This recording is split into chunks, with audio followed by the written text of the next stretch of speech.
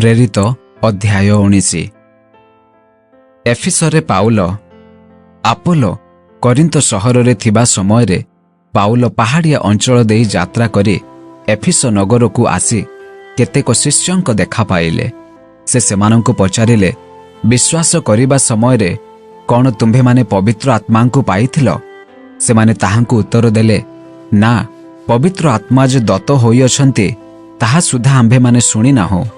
तेणु से पचारिले, तेबे तुम्भे माने काहिरे बाप्तिजित होइथिल? सेमाने कहिले, जोहनंक बाप्तिस्मरे। सेथिरे पाउल कहिले, जोहन मन परिवर्तनर बाप्तिस्मरे बाप्तिस्म देई ताहांक परे जे आसीबे ताहांक ठारे अर्थात जीशुंक ठारे विश्वास करिबाकु हेबो बोली लोकमानंकु कहुथिले।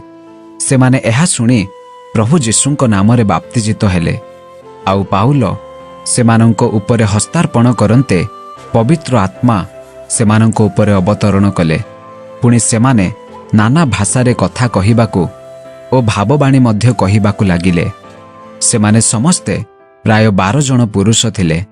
परे से समाज गृहरे प्रवेश करी 3 मास पर्यंत साहस सहित ईश्वरंक राज्य विषय उपदेश देई विश्वास जन्माइबाकु चेष्टा करिबाकु लागिले। किंतु सेतेबेले केतेक लोक कठिन ओ अबाध्य होई लोक समूह साक्षातरे एही मार्ग विषय निंदा करिबाकु लागिले।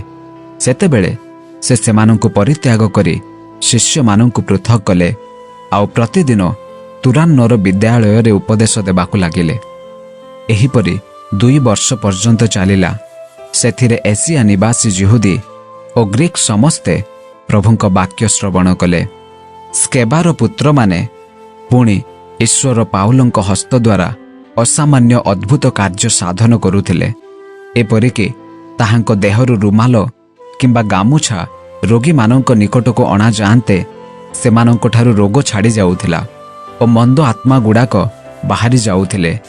किंतु भ्रमणकारी जिहुदी भूतुड़िया मानंक मध्यरु केतेक जनकु दुष्ट आत्मा लागिथिबा लोकमानंक उपरे प्रभु जीशुंक नाम उच्चारण करिबाकु प्रवृत्त होई कहिले, जेउ जीशुंकु पाउल प्रचार करुअछंती मु तुम्भ मानंकु ताहांकर आदेश देउअछि। पुणी स्केबा नामक जणे जिहुदी प्रधान याजकंकर 7 पुत्र एहीपरि करुथिले। सेथिरे मंद आत्मा सेमानंकु उत्तर देला, आंभे जीशुंकु जाणु ओ पाउलंकु चिन्हु, मात्र तुम्भे माने किए? सेतेबेले मंद आत्मा लागिथिबा लोकटा सेमानंकु उपरकु डेई पड़ी से 2 जनंकु परास्त करी सेमानंकु एपरि आघात कला जे सेमाने उलग्न ओ क्षत विक्षत होई सेही घरु बाहरी पळाई गले। एही कथा एफिस निवासी जिहुदी ओ ग्रीक समस्ते जानिले। सेथिरे समस्ते भीत हेले आउ प्रभु जीशुंक नाम महिमान्वित हेबाकु लागिला। पुणी विश्वासी मानंक मध्यरु अनेके आसी आपना आपना कर्म स्वीकार ओ प्रकाश करिबाकु लागिले। आउ जादू क्रिया करुथिबा अनेके आपना आपना पुस्तक आनी एकत्र करी समस्तंक साक्षातरे पढ़ी पकाइले। सेमाने से सबुर मूल्य हिसाब करी ताहा 50,000 रूपा मुद्रा बोली देखिले। एही प्रकारे प्रभुंकर वाक्य पराक्रमरे वृद्धि पाइबाकु ओ जययुक्त हेबाकु लागिला। एफिसरे हिंसाकांड एही समस्त विषय शेष हेला उतारे पाउल माकिदोनिया ओ आखाया देई जेरुसालेम सहर को जीवा निमंते मनरे स्थिर करी कहिले जे सेठाकु गला उतारे मते रोम को मध्य जीवाकु हेबो।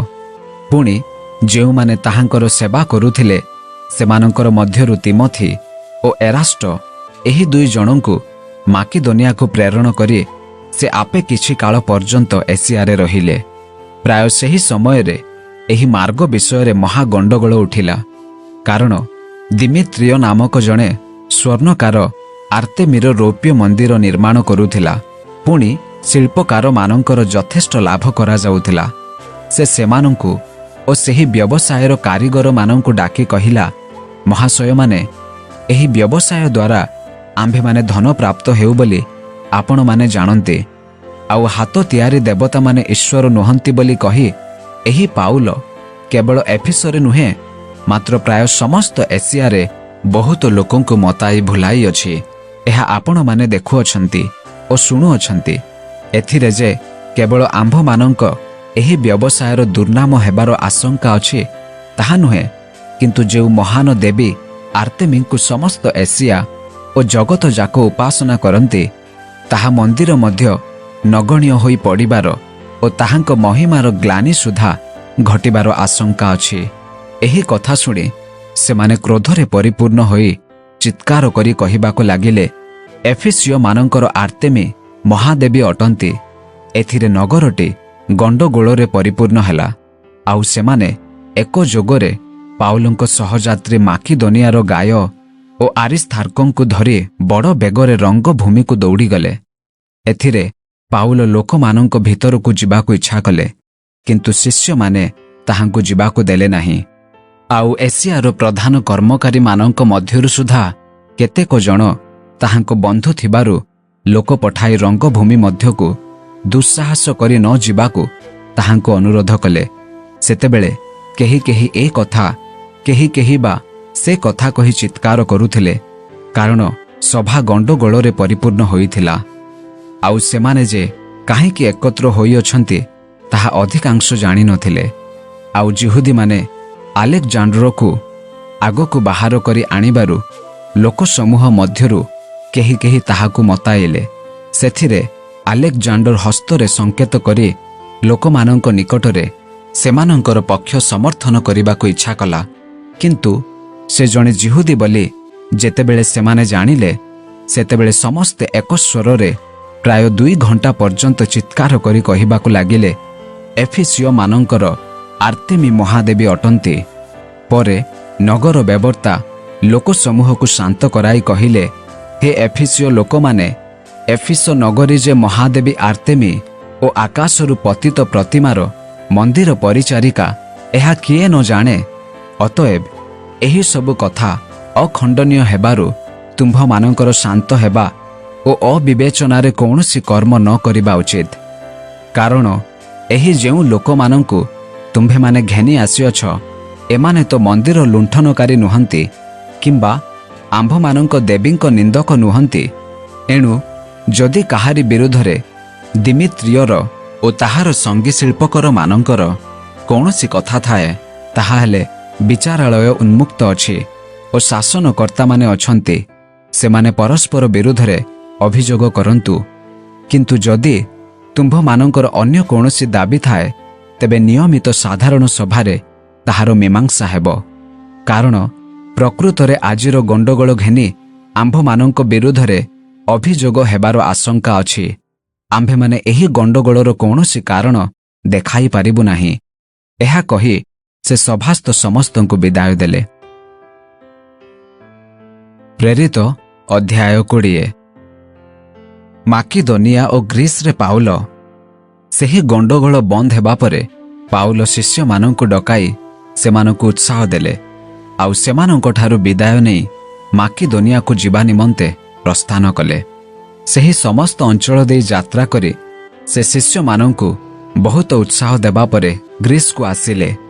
ସେ ସେହି ସ୍ଥାନରେ 3 ମାସ ରହି ଯେତେବେଳେ ଜାହାଜରେ ଚଢ଼ି ସିରିଆକୁ ଯିବାକୁ ଚେଷ୍ଟା କଲେ, ସେତେବେଳେ ଯିହୁଦୀମାନେ ପାଉଲଙ୍କ ବିରୋଧରେ ଷଡ଼ଯନ୍ତ୍ର କରିବାରୁ ସେ ମାକିଦୋନିଆ ଦେଇ ବାହୁଡ଼ି ଯିବାକୁ ନିଷ୍ପତ୍ତି କଲେ।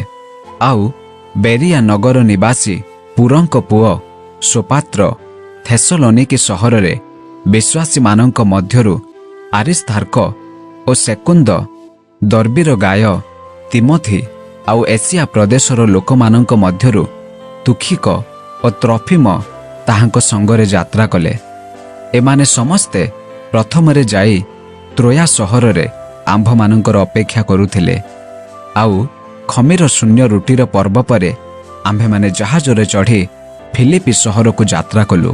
ପୁଣି 5 ଦିନରେ ତ୍ରୋୟାରେ ସେମାନଙ୍କ ନିକଟକୁ ଆସିଲୁ। ଆମ୍ଭେମାନେ ସେହି ସ୍ଥାନରେ 7 ଦିନ ରହିଲୁ। ତ୍ରୋୟାରେ ପାଉଲଙ୍କ ଶେଷ ଅବସ୍ଥାନ। ଆମ୍ଭେମାନେ ସପ୍ତାହର ପ୍ରଥମ ଦିନରେ ଯେତେବେଳେ ରୁଟି ଭାଙ୍ଗିବାକୁ ଏକତ୍ରିତ ହୋଇଥିଲୁ, ପାଉଲ ସେତେବେଳେ ଆର ଦିନ ଯିବେ ବୋଲି ଉଦ୍ୟତ ହେଉଥିବାରୁ ସେମାନଙ୍କୁ ଉପଦେଶ ଦେବାକୁ ଲାଗିଲେ ଓ ମଧ୍ୟରାତ୍ର ଯାଏ ଦୀର୍ଘ ଭାଷଣ ଦେଲେ। ଯେଉଁ ଉପର କୋଠରୀରେ ଆମ୍ଭେମାନେ ଏକତ୍ର ହୋଇଥିଲୁ, ସେ ସ୍ଥାନରେ ଅନେକ ଦୀପ ଥିଲା। ଆଉ ଝରକା ଉପରେ ୟୁତୁଖ ନାମକ ଜଣେ ଯୁବା ଲୋକ ବସିଥିଲା। ତାହାକୁ ଭାରି ନିଦ ଲାଗୁଥିଲା। ପୁଣି ପାଉଲ ଆପଣା ଉପଦେଶ ଆହୁରି ଦୀର୍ଘ କରିବାରୁ ସେ ନିଦ୍ରାମଗ୍ନ ହୋଇ ତୃତୀୟ ମହଲାରୁ ତଳେ ପଡ଼ିଗଲା। ଆଉ ତାହାକୁ ଉଠାଇଲା ବେଳକୁ ସେ ମୃତ ବୋଲି ଜଣାଗଲା। ପାଉଲ ସେଥିରେ ତଳକୁ ଓହ୍ଲାଇ ଆସି ତାହା ଉପରେ ପଡ଼ି ତାହାକୁ ଆଲିଙ୍ଗନ କରି କହିଲେ, କୋଳାହଳ କର ନାହିଁ, କାରଣ ଏହାଠାରେ ଜୀବନ ଅଛି। ସେ ପରେ ଉପରକୁ ଯାଇ ରୁଟି ଭାଙ୍ଗି ଭୋଜନ କଲେ। ପୁଣି ସେମାନଙ୍କ ସହିତ ପ୍ରଭାତ ହେବା ପର୍ଯ୍ୟନ୍ତ ବହୁତ କଥାବାର୍ତ୍ତା କରି ପ୍ରସ୍ଥାନ କଲେ। ଆଉ ସେମାନେ ସେହି ଯୁବାକୁ ଜୀବିତ ପାଇ ଅତ୍ୟନ୍ତ ଆଶ୍ୱାସନ ପାଇଲେ।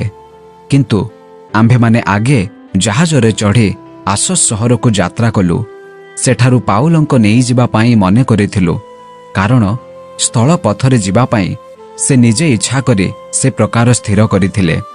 ଯେତେବେଳେ ସେ ଆମ୍ଭମାନଙ୍କୁ ଆସୋସ୍ରେ ଭେଟିଲେ, ଆମ୍ଭେମାନେ ତାହାଙ୍କୁ ଘେନି ମିତୁଲିନି ସହରକୁ ଆସିଲୁ। ଆଉ ସେହି ସ୍ଥାନରୁ ଜାହାଜ ଫିଟାଇ ଆମ୍ଭେମାନେ ପରଦିନ ଖିଅସ୍ ଦ୍ୱୀପ ସମ୍ମୁଖରେ ଉପସ୍ଥିତ ହେଲୁ। ଦ୍ୱିତୀୟ ଦିନରେ ଜାହାଜ ସାମ ଦ୍ୱୀପରେ ଲଗାଇଲୁ।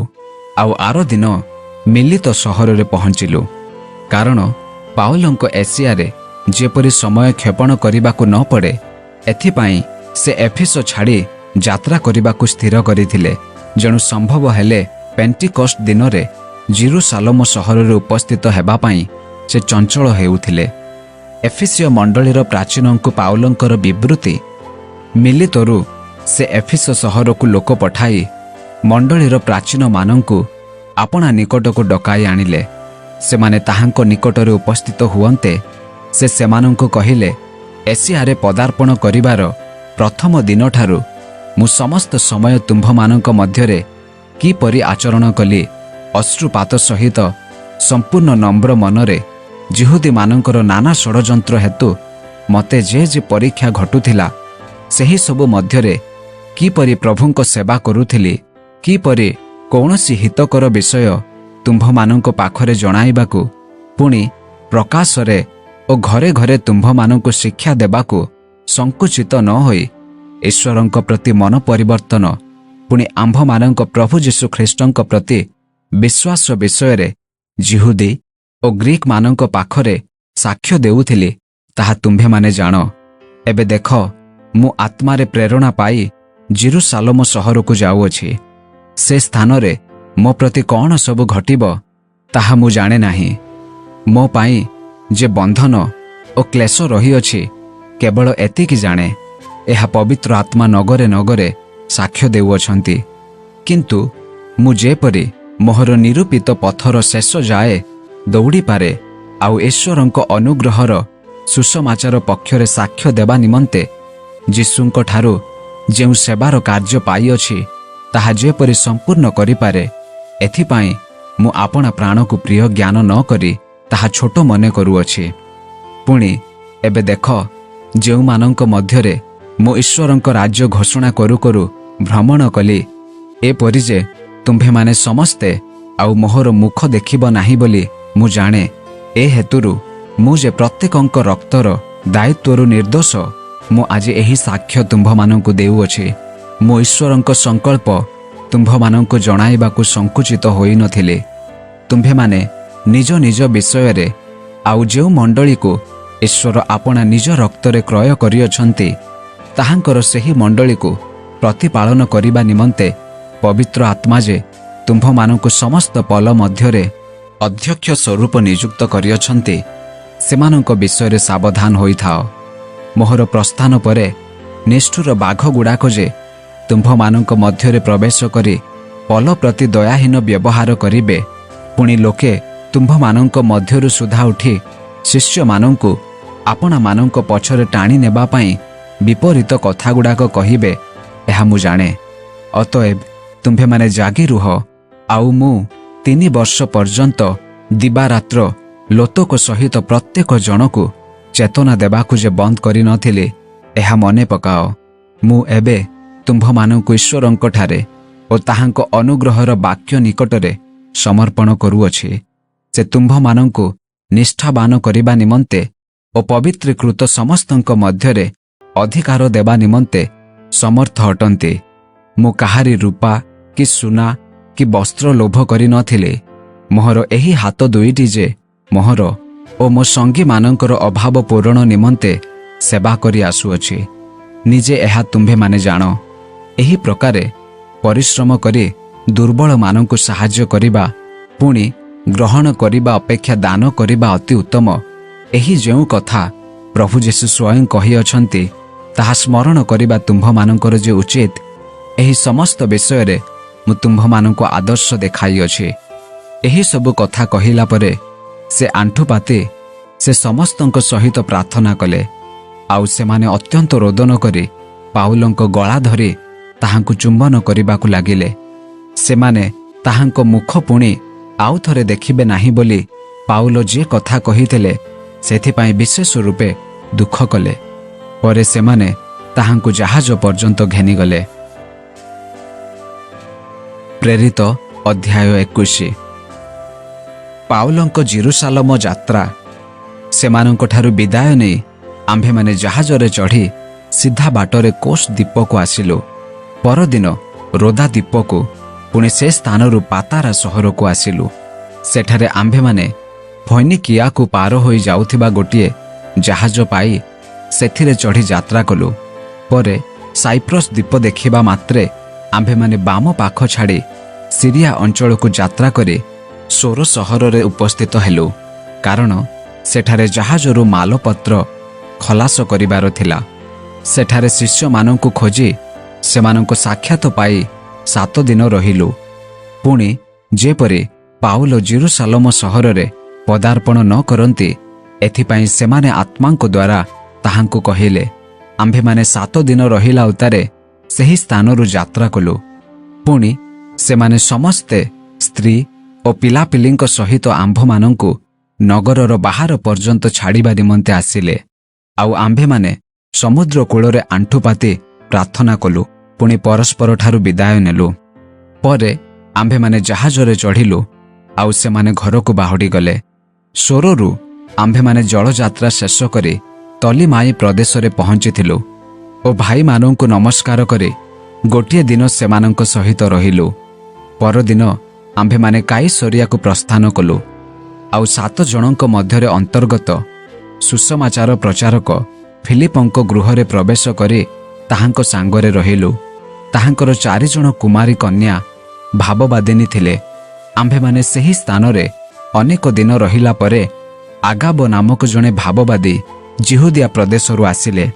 ସେ ପାଉଲଙ୍କ କଟି ବନ୍ଧନ ଘେନି ଆପଣା ହସ୍ତପାଦ ବନ୍ଧନ କରି ସେ ଆମ୍ଭମାନଙ୍କ ନିକଟକୁ ଆସି କହିଲେ, ପବିତ୍ର ଆତ୍ମା ଏହା କହନ୍ତି, ଏହି କଟି ବନ୍ଧନର ଅଧିକାରୀଙ୍କୁ ଜେରୁସାଲେମ ନିବାସୀ ଜିହୁଦୀମାନେ ଏହିପରି ବାନ୍ଧି ଅଣଜିହୁଦୀମାନଙ୍କ ହସ୍ତରେ ସମର୍ପଣ କରିବେ।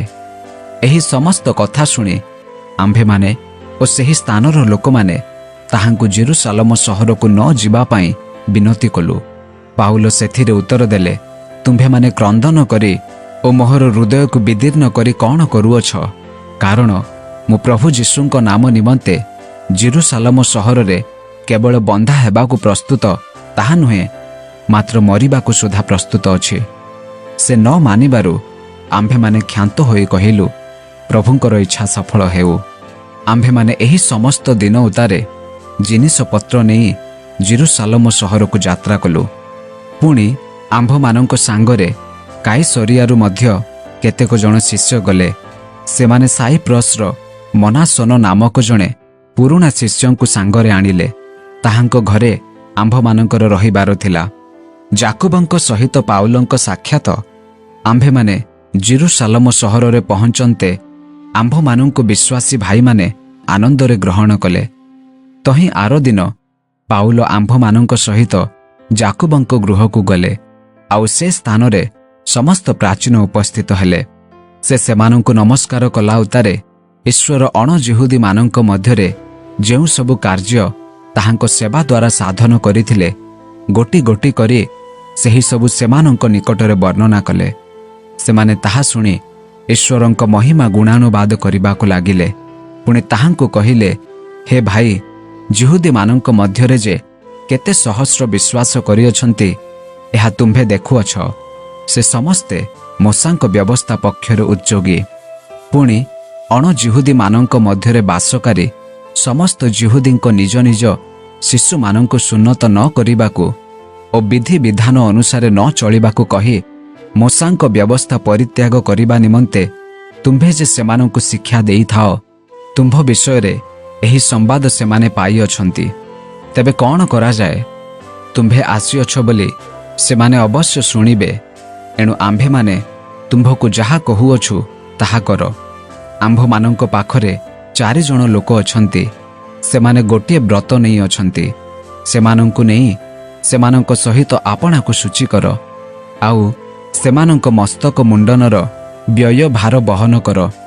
ତାହାହେଲେ ସେମାନେ ତୁମ୍ଭ ବିଷୟରେ ଯେଉଁ ସବୁ ସମ୍ବାଦ ପାଇଅଛନ୍ତି ସେଥିରେ ଯେ କିଛି ସତ୍ୟ ନାହିଁ, ବରଂ ତୁମ୍ଭେ ଯେ ନିଜେ ସୁଦ୍ଧା ମୋଶାଙ୍କ ବ୍ୟବସ୍ଥା ପାଳନ କରି ଆଚରଣ କରୁଅଛ, ଏହା ସମସ୍ତେ ଜାଣିବେ।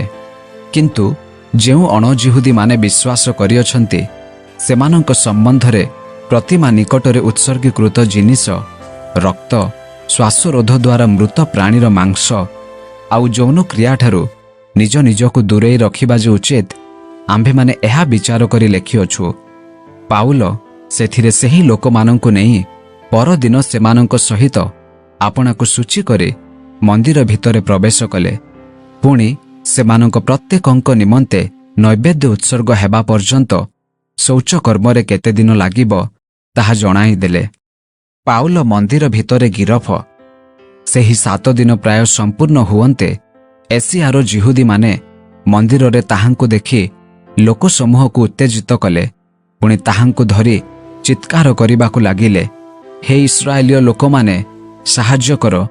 ସବୁ ସ୍ଥାନରେ ଯେଉଁ ଲୋକଟା ଆମ୍ଭମାନଙ୍କର ଜାତି ମୋଶାଙ୍କ ବ୍ୟବସ୍ଥା ଓ ଏହି ସ୍ଥାନ ବିପକ୍ଷରେ ସମସ୍ତଙ୍କୁ ଶିକ୍ଷା ଦିଏ, ସେ ଆହୁରି ମଧ୍ୟ ଗ୍ରୀକମାନଙ୍କୁ ସୁଦ୍ଧା ମନ୍ଦିର ଭିତରକୁ ଆଣି ଏହି ପବିତ୍ର ସ୍ଥାନକୁ ଅଶୁଚି କରୁଅଛି।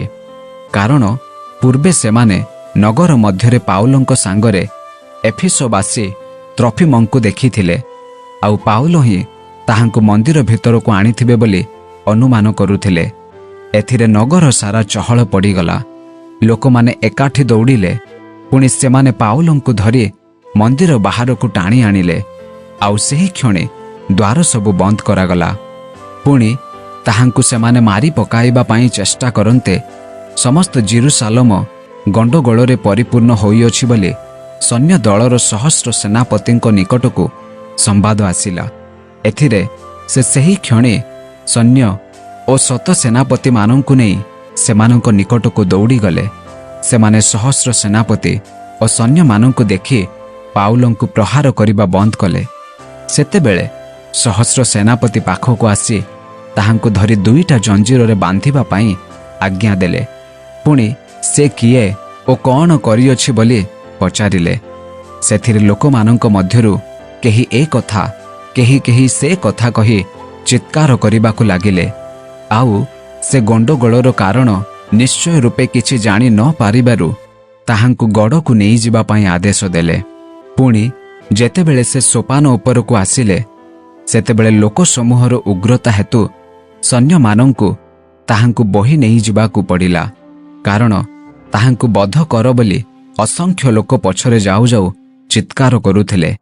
ଲୋକଙ୍କୁ ପାଉଲଙ୍କ ସମ୍ବୋଧନ। ସେମାନେ ପାଉଲଙ୍କୁ ଗଡ଼ ଭିତରକୁ ନେଇଯିବା ପାଇଁ ଚେଷ୍ଟା କରିବା ସମୟରେ ସେ ସହସ୍ର ସେନାପତିଙ୍କୁ କହିଲେ, ମୁଁ ଆପଣଙ୍କୁ କିଛି କହିପାରେ କି? ସେଥିରେ ସେ କହିଲେ, ତୁମ୍ଭେ କି ଗ୍ରୀକ୍ ଜାଣ? ତେବେ ଏଥିପୂର୍ବେ ଯେଉଁ ମିଶରୀୟ ଲୋକ ବିଦ୍ରୋହ ଲଗାଇ 4000 ଡକାୟତମାନଙ୍କୁ ପ୍ରାନ୍ତରରୁ ଘେନି ଯାଇଥିଲେ, ତୁମ୍ଭେ କି ସେହି ନୁହଁ? ସେଥିରେ ପାଉଲ କହିଲେ, ମୁଁ ତ ଜଣେ ଜିହୁଦୀ, କିଲିକିଆ ଅଞ୍ଚଳର ତାର୍ସ ନାମକ ଏକ ପ୍ରସିଦ୍ଧ ସହରର ନାଗରିକ। ଏହି ଲୋକମାନଙ୍କୁ କଥା କହିବା ପାଇଁ ମୋତେ ଅନୁମତି ଦେବା ନିମନ୍ତେ ମୁଁ ଆପଣଙ୍କୁ ନିବେଦନ କରୁଅଛି। ସେ ଅନୁମତି ଦେବାରୁ ପାଉଲ ସୋପାନରେ ଠିଆ ହୋଇ ଲୋକମାନଙ୍କୁ ହସ୍ତ ଦ୍ୱାରା ସଂକେତ କଲେ। ଆଉ ସମସ୍ତେ ନୀରବ ହେଲା ଉତ୍ତାରେ ସେ ଏବ୍ରୀ ଭାଷାରେ ସେମାନଙ୍କୁ କହିବାକୁ ଲାଗିଲେ। ପ୍ରେରିତ ଅଧ୍ୟାୟ 22। ଜନସମାବେଶରେ ପାଉଲଙ୍କ ସମ୍ଭାଷଣ। ଭାଇମାନେ ଓ ପିତାମାନେ, ମୁଁ ଆପଣମାନଙ୍କ ନିକଟରେ ବର୍ତ୍ତମାନ ଯେଉଁ ଆତ୍ମପକ୍ଷ ସମର୍ଥନର କଥା କହୁଅଛି ତାହା ଶୁଣନ୍ତୁ। ସେ ଏବ୍ରି ଭାଷାରେ ସେମାନଙ୍କ ନିକଟରେ କଥା କହୁଅଛନ୍ତି ଶୁଣି ସେମାନେ ଅଧିକ ନୀରବ ହୋଇ ରହିଲେ। ସେଥିରେ ସେ କହିଲେ, ମୁଁ ଜଣେ ଯିହୁଦୀ, କିଲିକିଆର ତାର୍ସରେ ମୋହର ଜନ୍ମ, କିନ୍ତୁ ଏହି ନଗରରେ ମୁଁ ଲାଳିତ ପାଳିତ ହୋଇଅଛି। ଆମ୍ଭମାନଙ୍କ ପିତୃପୁରୁଷଙ୍କ ବ୍ୟବସ୍ଥାର ସୂକ୍ଷ୍ମ ନିୟମ ଅନୁସାରେ ଗମଲିଏଲଙ୍କ ଚରଣ ତଳେ ବସି ଶିକ୍ଷା ପାଇଅଛି। ସମସ୍ତେ ଆଜି ଆପଣମାନେ ଯେପରି ଉଦ୍ଯୋଗୀ ଅଟନ୍ତି, ଈଶ୍ୱରଙ୍କ ପକ୍ଷରେ ମୁଁ ମଧ୍ୟ ସେହିପରି ଉଦ୍ଯୋଗୀ ଥିଲି। ମୁଁ ଏହି ମାର୍ଗର ପୁରୁଷ ଓ ସ୍ତ୍ରୀ ଉଭୟଙ୍କୁ ବାନ୍ଧି କାରାଗାରରେ ପକାଇ ମୃତ୍ୟୁ ପର୍ଯ୍ୟନ୍ତ ତାଡ଼ନା କରୁଥିଲି। ଏହି ବିଷୟରେ ମହାଯାଜକ ଓ ପ୍ରାଚୀନ ବର୍ଗ ସମସ୍ତେ ମୋହର ସାକ୍ଷୀ।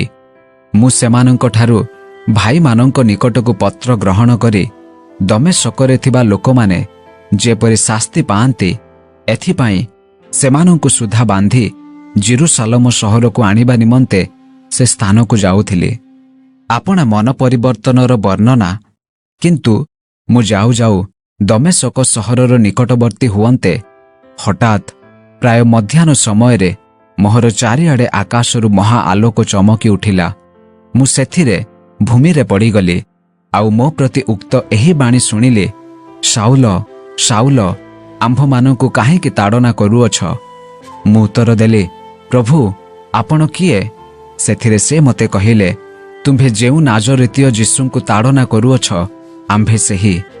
ଯେଉଁମାନେ ମୋ ସାଙ୍ଗରେ ଥିଲେ ସେମାନେ ସେହି ଆଲୋକ ଦେଖିଲେ ସତ୍ୟ, କିନ୍ତୁ ଯେ ମୋତେ କଥା କହିଲେ ସେମାନେ ତାହାଙ୍କ ସ୍ୱର ଶୁଣିଲେ ନାହିଁ।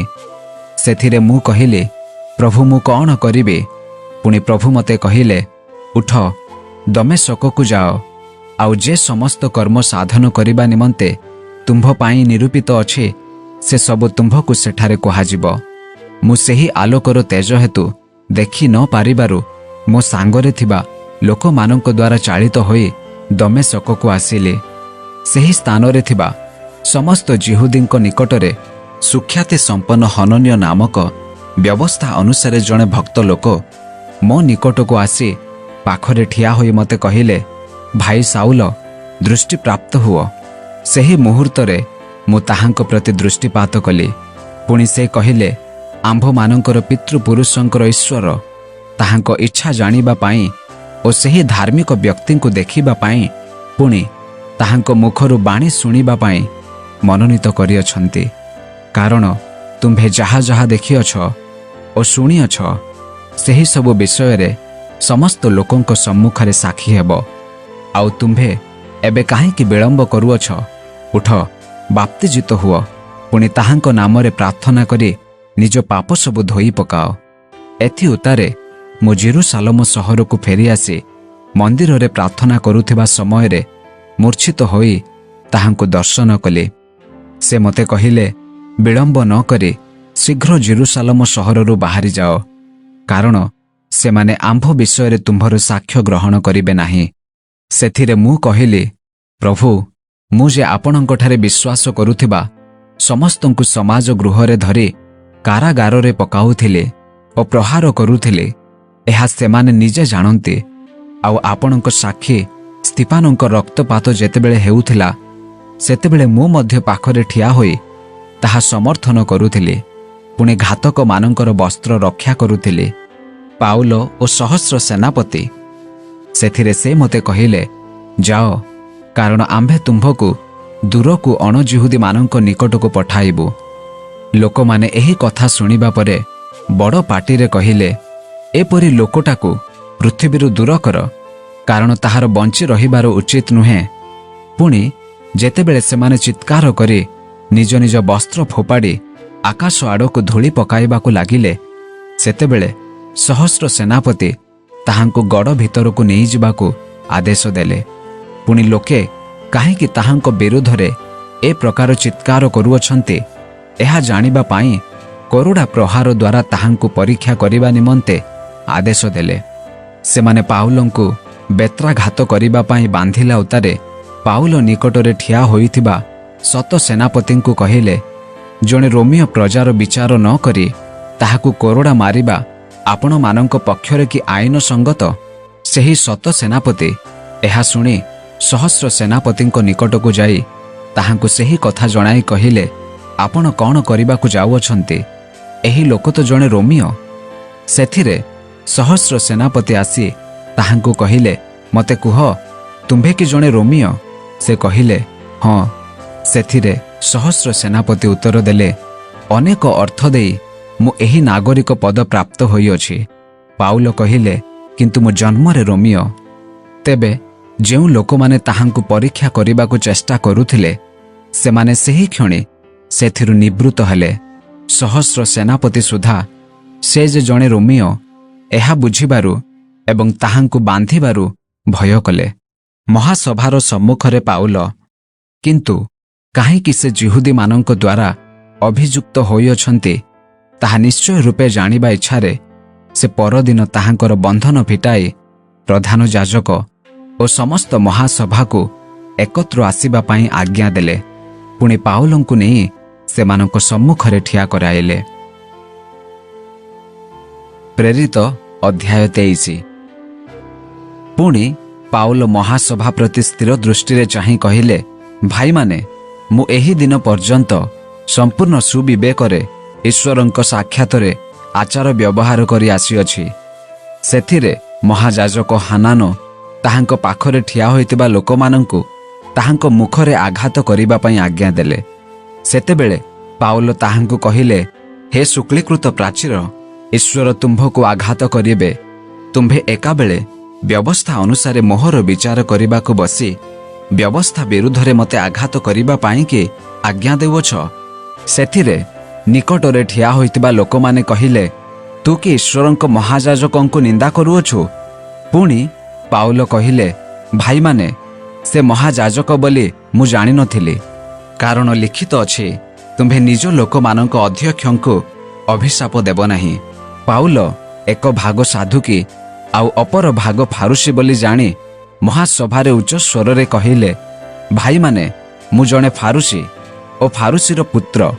पुणी एही भरोसा अर्थात मृत मानंक पुनरुत्थान संबंधरे मु विचारित हेउछि।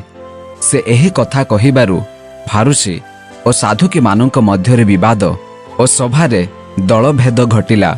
कारण साधुकी माने पुनरुत्थान, दूत अबा आत्मा नाहांती बोली कहंती, किंतु फारुसी माने उभय स्वीकार करंती। एथिरे महाकोलाहल घटिला। आउ फारुसी मानंक दलर केतेक शास्त्री उठी जुक्ति तर्क करी कहिले, आम्भे माने एही लोकठारे कौनसी दोष देखुनाहु, केजाणी कौनसी आत्मा किंबा दूत ताहा सांगरे कथा कही अछंती। एही प्रकारे महाविवाद घटन्ते काले पाउल सेमानंक द्वारा खंड विखंड हेबे एही भୟରେ सहस्र सेनापति सेमानंक मध्यरु ताहांकु बलपूर्वक गड़ भितरकु नहीं आसीबा पाई सैन्य मानंकु जिबाकु आदेश देले। पर रात्ररे प्रभु ताहांक पाखरे ठिया होई कहिले, साहस धर, कारण तुम्भे जेपरि जेरुसालेम सहररे आंभ विषय साक्ष्य देइअछ, सेहीपरि तुम्भकु रोमरे मध्य साक्ष्य देबाकु हेबो। पाउलंकु हत्या करिबा पाई षडयंत्र। दिन हुअन्ते जिहुदी माने दलबद्ध होई पाउलंकु बध न करिबा पर्यंत अन्न जल स्पर्श कले अभिशप्त हेबे बोली शपथरे निज निजकु आबद्ध कले। एही षडयंत्र करिथिबा लोकमाने 40 जनरु अधिक थिले। सेमाने प्रधान याजक और प्राचीन मानंक निकटकु आसी कहिले, आम्भे माने पाउलंकु बध न करिबा पर्यंत किछि खाइबु नाही बोली निज निजकु दृढ़ शपथरे आबद्ध करिअछु। अतएव आपण माने अधिक सूक्ष्म रूपे ताहार विचार करिबाकु इच्छा करूअछन्ति बोली छलना करी ताहाकु आपण मानंक निकटकु आनिबा निमन्ते एबे महासभा सहित सहस्र सेनापतिंकु निवेदन करंतु। से आपण मानंक निकटकु आसीबा पूर्वे आम्भे माने ताहाकु बध करिबाकु प्रस्तुत अछु। किंतु पाउलंक भणजे सेमानंकर छकी रहिबा कथा सुनिले एवं आसी गड़ मध्यरे प्रवेश करी पाउलंकु जणाइले। सेथिरे पाउल जणे शत सेनापतिंकु डाकी कहिले, एही जुबांकु सहस्र सेनापतिंक निकटकु नहीं जाआंतु, कारण ताहांकु जणाइबा निमन्ते एहार किछि कथा अछि। तेणु से ताहांकु सहस्र सेनापतिंक निकटकु नहीं जाई कहिले, बंदी पाउल ଆପଣା ନିକଟକୁ ମୋତେ ଡାକି ଆପଣଙ୍କ ପାଖକୁ ଏହି ଯୁବାକୁ ନେଇ ଆସିବା ପାଇଁ ଅନୁରୋଧ କଲା। ଆପଣଙ୍କୁ କହିବା ନିମନ୍ତେ ଏହାର କିଛି କଥା ଅଛି। ସହସ୍ର ସେନାପତି ତାହାକୁ ହାତ ଧରି ତାହାକୁ ନିର୍ଜନକୁ ନେଇଯାଇ ପଚାରିଲେ, ମୋତେ ଜଣାଇବା ନିମନ୍ତେ ତୁମ୍ଭର କ'ଣ ଅଛି? ସେ କହିଲା, ପାଉଲଙ୍କ ବିଷୟରେ ଅଧିକ ସୂକ୍ଷ୍ମ ରୂପେ ଅନୁସନ୍ଧାନ କରିବା ଛଳରେ ଜିହୁଦୀମାନେ ତାହାଙ୍କୁ କାଲି ମହାସଭା ନିକଟକୁ ଆଣିବା ନିମନ୍ତେ ଆପଣଙ୍କୁ ଅନୁରୋଧ କରିବା ପାଇଁ ଏକମତ ହୋଇଅଛନ୍ତି। ଏଣୁ ଆପଣ ସେମାନଙ୍କ କଥାରେ ସମ୍ମତ ହେବେ ନାହିଁ, କାରଣ ତାହାଙ୍କୁ ବଧ ନ କରିବା ଯାଏ ଅନ୍ନ ଜଳ ସ୍ପର୍ଶ କଲେ ଅଭିଶପ୍ତ ହେବେ ବୋଲି ନିଜ ନିଜକୁ ଶପଥରେ ଆବଦ୍ଧ କରି 40 ଜଣରୁ ଅଧିକ ଲୋକ ତାହାଙ୍କୁ ଛକି ରହିଅଛନ୍ତି। ଆଉ ଏବେ ସେମାନେ ଆପଣଙ୍କଠାରୁ ଅନୁମତି ପାଇବା ନିମନ୍ତେ ଅପେକ୍ଷା କରି ପ୍ରସ୍ତୁତ ହୋଇ ରହିଅଛନ୍ତି। ସେଥିରେ ସହସ୍ର ସେନାପତି ସେହି ଯୁବାକୁ ବିଦାୟ ଦେଇ ତାହାକୁ ଆଦେଶ ଦେଲେ, ତୁମ୍ଭେ ଯେ ଏହି ସମସ୍ତ କଥା ମୋତେ ଜଣାଇଅଛ, ତାହା କାହାକୁ କହିବ ନାହିଁ। ଫେଲିକ୍ସଙ୍କ ନିକଟରେ ପାଉଲ ପରେ ସେ 2 ଜଣ ଶତ ସେନାପତିଙ୍କୁ ଡାକି କହିଲେ, କାଇସରିଆ ପର୍ଯ୍ୟନ୍ତ ଯିବା ନିମନ୍ତେ ରାତ୍ର 3 ଘଟିକା ସମୟରେ 200 ସୈନ୍ୟ, 70 ଜଣ ଅଶ୍ୱାରୋହୀ ଓ 200 ବର୍ଚ୍ଛାଧାରୀଙ୍କୁ ପ୍ରସ୍ତୁତ କର। ପୁଣି ସେମାନେ ଯେପରି ପାଉଲଙ୍କୁ ଅଶ୍ୱବାହନ ଉପରେ ବସାଇ ଶାସନକର୍ତ୍ତା ଫେଲିକ୍ସଙ୍କ ନିକଟକୁ ନିରାପଦରେ ନେଇଯାଆନ୍ତି, ଏଥିପାଇଁ ତାହା ଆୟୋଜନ କରିବା ନିମନ୍ତେ ସେ ଆଦେଶ ଦେଲେ। ଆଉ ସେ ଏହି ପ୍ରକାରେ ଗୋଟିଏ ଚିଠି ଲେଖିଲେ, ମହାମହିମ ଶାସନକର୍ତ୍ତା ଫେଲିକ୍ସଙ୍କୁ କ୍ଲାଉଦିଓ ଲୁସିଆଙ୍କର ନମସ୍କାର। ଜିହୁଦୀମାନେ ଏହି ଲୋକକୁ ଧରି ବଧ କରିବାକୁ ଯାଉଥିବା ସମୟରେ ମୁଁ ସୈନ୍ୟମାନଙ୍କ ସହିତ ଯାଇ ସେ ଜଣେ ରୋମିଓ ବୋଲି ଜାଣି ଏହାକୁ ଉଦ୍ଧାର କଲି।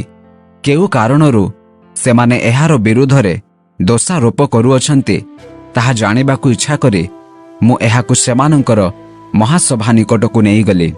ପ୍ରାଣଦଣ୍ଡ ବା ବନ୍ଧନ ଯୋଗ୍ୟ କୌଣସି ବିଷୟ ଏହାର ବିରୁଦ୍ଧରେ ଅଭିଯୋଗ କରା ନ ଯାଇ ସେମାନଙ୍କ ବ୍ୟବସ୍ଥା ସମ୍ବନ୍ଧୀୟ ବିବାଦ ବିଷୟରେ ଅଭିଯୋଗ କରାଯାଉଅଛି ବୋଲି ମୁଁ ବୁଝିଲି।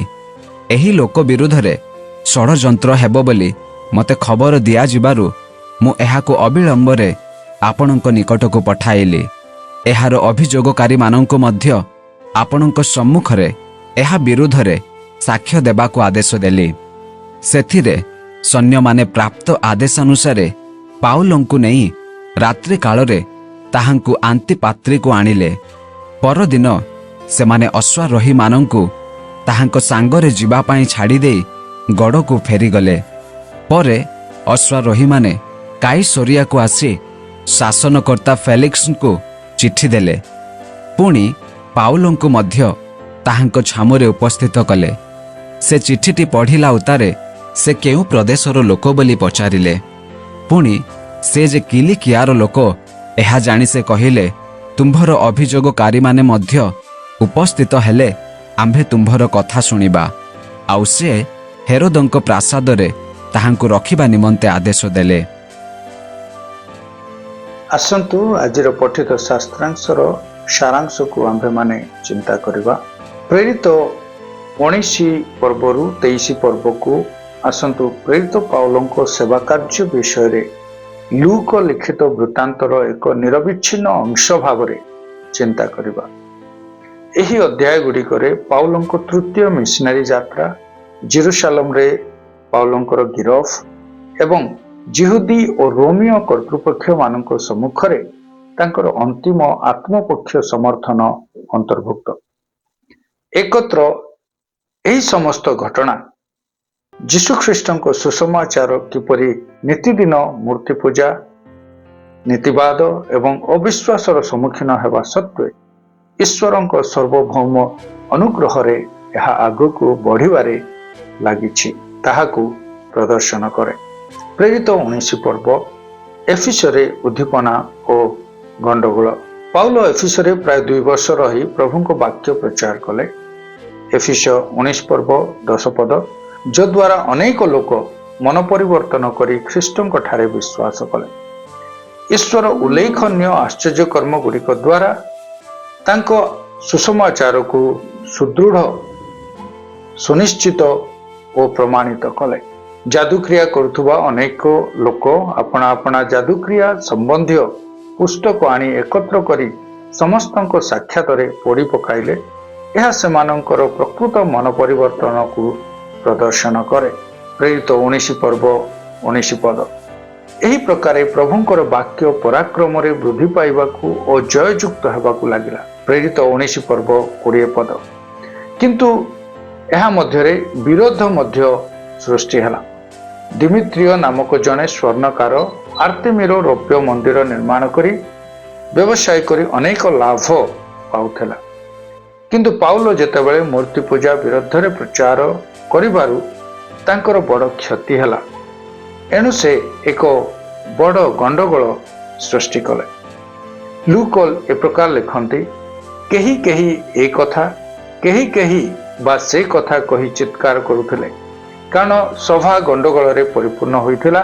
ଆଉ ସେମାନେ ଯେ କାହିଁକି ଏକତ୍ର ହୋଇଅଛନ୍ତି ତାହା ଅଧିକାଂଶ ଲୋକ ଜାଣିନଥିଲେ। ପ୍ରେରିତ 19 ପର୍ବ 32 ପଦ। ପ୍ରେରିତ 20 ପର୍ବ ପାଉଲଙ୍କ ବିଦାୟ ଏବଂ ପାଳକ ହୃଦୟ।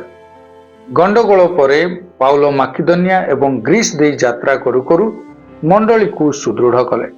ତ୍ରୟାରେ ପାଉଲଙ୍କ ଦୀର୍ଘ ଉପଦେଶ ସମୟରେ ୟୁତିକ ନାମକ ଯୁବକ ନିଦ୍ରାମଗ୍ନ ହୋଇ ତୃତୀୟ ମହଲା ଉପରୁ ତଳେ ପଡ଼ି ମୃତ୍ୟୁବରଣ କଲେ। କିନ୍ତୁ ପାଉଲ ଈଶ୍ୱରଙ୍କ ଶକ୍ତିରେ ତାଙ୍କୁ ପୁନର୍ଜୀବିତ କଲେ। ପ୍ରେରିତ 20 ପର୍ବ 9 ପଦରୁ 12 ପଦ। ପରେ ମିଳିତରେ ପାଉଲ ଏଫିସିଓ ପ୍ରାଚୀନମାନଙ୍କ ଠାରୁ ଅଶ୍ରୁଳ ବିଦାୟ ନେବା ସମୟରେ ସେ ସେମାନଙ୍କୁ ଏହି ପ୍ରକାର ଆଦେଶ ଦେଇ କହିଲେ, ତୁମ୍ଭେମାନେ ନିଜ ନିଜ ବିଷୟରେ ଆଉ ଯେଉଁ ମଣ୍ଡଳୀକୁ ଈଶ୍ୱର ଆପଣା ନିଜ ରକ୍ତରେ କ୍ରୟ କରିଅଛନ୍ତି ତାହାଙ୍କର ସେହି ମଣ୍ଡଳୀକୁ ପ୍ରତିପାଳନ କରିବା ନିମନ୍ତେ ପବିତ୍ର ଆତ୍ମା ଯେ ତୁମମାନଙ୍କୁ ସମସ୍ତ ପଲ ମଧ୍ୟରେ ଅଧ୍ୟକ୍ଷ ସ୍ୱରୂପ କରି ନିଯୁକ୍ତ କରିଅଛନ୍ତି ସେମାନଙ୍କ ବିଷୟରେ ସାବଧାନ ହୋଇଥାଅ। ପ୍ରେରିତ 20 ପର୍ବ 28 ପଦ। ସେ ସେମାନଙ୍କୁ ଭଣ୍ଡ ଶିକ୍ଷକମାନଙ୍କ ବିଷୟରେ ଚେତାବନୀ ଦେଇ ବିଶ୍ୱାସରେ ସ୍ଥିର ରହିବା ପାଇଁ ଉତ୍ସାହିତ କଲେ। ପ୍ରେରିତ 21 ପର୍ବ। ଜେରୁସାଲେମରେ ପାଉଲ ଗିରଫ ହେଲେ। ଭବିଷ୍ୟବାଣୀ ଦ୍ୱାରା ଗିରଫ ହେବା ଓ କାରାଗାରରେ ନିକ୍ଷେପ କରାଯିବା ବିଷୟରେ ଅନେକ ଚେତାବନୀ ପାଇବା ସତ୍ତ୍ୱେ ପାଉଲ ଆତ୍ମାଙ୍କ ଆଜ୍ଞାବହ ହୋଇ ଜେରୁସାଲେମକୁ ଗଲେ। ସେ ମନ୍ଦିରରେ ଉପାସନା କରୁଥିବା ସମୟରେ ବିପକ୍ଷ ଜିହୁଦୀମାନେ ତାଙ୍କୁ ବିଜାତୀୟମାନଙ୍କୁ ମନ୍ଦିର ଭିତରକୁ ଆଣି ମନ୍ଦିରକୁ ଅଶୁଚି କରିଥିବା ଅଭିଯୋଗ କଲେ। ଫଳରେ ଗୋଟିଏ ମହା ଗଣ୍ଡଗୋଳ ଆରମ୍ଭ ହେଲା। ରୋମିଓ ସୈନିକମାନେ ଏଥିରେ ହସ୍ତକ୍ଷେପ କରି ପାଉଲଙ୍କୁ ସେମାନଙ୍କ ହସ୍ତରୁ ଉଦ୍ଧାର କରି ଗିରଫ କଲେ। ତାଙ୍କ ବିରୁଦ୍ଧରେ ମିଥ୍ୟା ଅଭିଯୋଗ ହୋଇଥିବାରୁ ସେ ଲୋକମାନଙ୍କୁ କଥା କହିବା ନିମନ୍ତେ ଶତସେନାପତିଙ୍କ ଠାରୁ ଅନୁମତି ମାଗିଲେ। ପ୍ରେରିତ 22 ପର୍ବ। ଲୋକମାନଙ୍କ ସମ୍ମୁଖରେ ପାଉଲଙ୍କ ସାକ୍ଷ୍ୟ। ପାଉଲ ଏବ୍ରୀ ଭାଷାରେ ଲୋକମାନଙ୍କୁ ସମ୍ବୋଧିତ କରି ଦମେଶକ ରାସ୍ତାରେ ତାଙ୍କର କି ପ୍ରକାର ପରିବର୍ତ୍ତନ ହୋଇଥିଲା ସେ ବିଷୟରେ ବର୍ଣ୍ଣନା କଲେ। ସେ ଜୋର ଦେଇ କହିଲେ ଯେ ନାଜରିତୀୟ ଯୀଶୁ ତାଙ୍କୁ ଦର୍ଶନ ଦେଲେ ଏବଂ ବିଜାତୀୟମାନଙ୍କ ନିକଟରେ ସୁସମାଚାର ପ୍ରଚାର କରିବାର କାର୍ଯ୍ୟ ତାଙ୍କୁ ସମର୍ପଣ କଲେ।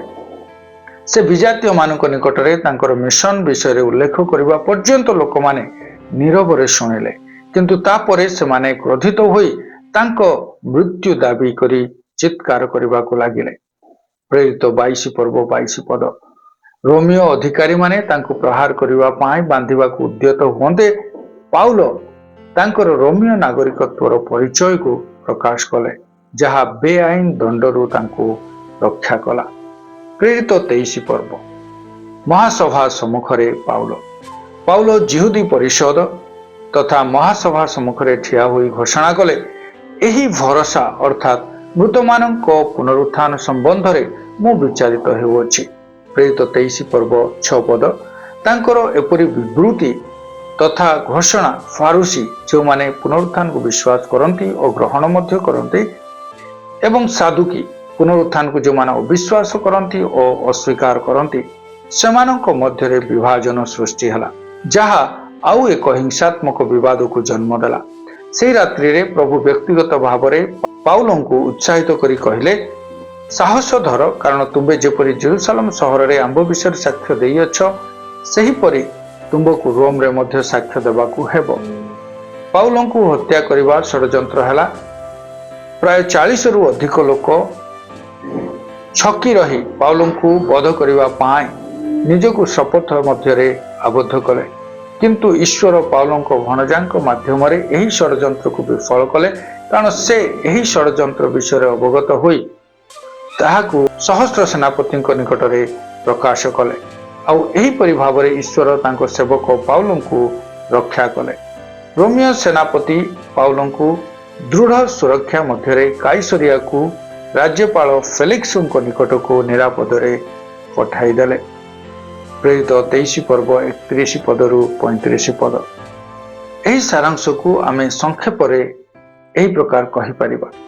ପ୍ରେରିତ 19ରୁ 23 ପର୍ବରେ ମାନବ ବିରୋଧ ଏବଂ ଦ୍ୱନ୍ଦ୍ୱ ମଧ୍ୟରେ ସୁଦ୍ଧା ଈଶ୍ୱରଙ୍କ ସମ୍ପୂର୍ଣ୍ଣ ସାର୍ବଭୌମତ୍ୱ ପ୍ରତିଫଳିତ ହୁଏ। ସୁସମାଚାରର ସତ୍ୟତା ସମ୍ମୁଖରେ ମୂର୍ତ୍ତି ପୂଜା, ଯାହା ଏଫିସରେ ବିଫଳ ହେଲା। ମଣ୍ଡଳୀର ନେତାମାନେ ତଥା ଏଫିସୀୟ ପ୍ରାଚୀନ ବର୍ଗ ବିଶ୍ୱସ୍ତ ଭାବରେ ଯେପରି ସେମାନଙ୍କର ପାଳକତ୍ୱ ଦାୟିତ୍ୱକୁ ସମ୍ପାଦନ କରିବେ, ଏଥିପାଇଁ ସେମାନଙ୍କୁ ପାଉଲ ଉତ୍ସାହିତ କଲେ। ଜେରୁସାଲେମର ଧର୍ମୀୟ ଶତ୍ରୁତା ଏବଂ ରୋମର ରାଜନୈତିକ ଶକ୍ତି ଈଶ୍ୱରଙ୍କ ପ୍ରଚାରକମାନଙ୍କୁ ନୀରବ କରିପାରିଲା ନାହିଁ। ସବୁଠାରୁ ଗୁରୁତ୍ୱପୂର୍ଣ୍ଣ କଥା ହେଉଛି, ଯୀଶୁ ନିଜେ ପାଉଲଙ୍କ ଯାତ୍ରାକୁ ପରିଚାଳନା କଲେ। ସୁସମାଚାର ନିଶ୍ଚୟ ରୋମରେ ପହଞ୍ଚିବ, କାରଣ ଈଶ୍ୱର ଏହା ଇଚ୍ଛା କରୁଥିଲେ। ଆଜିର ଧ୍ୟାନରେ ପ୍ରଭୁ ଆମମାନଙ୍କୁ ଆଶୀର୍ବାଦ କରନ୍ତୁ।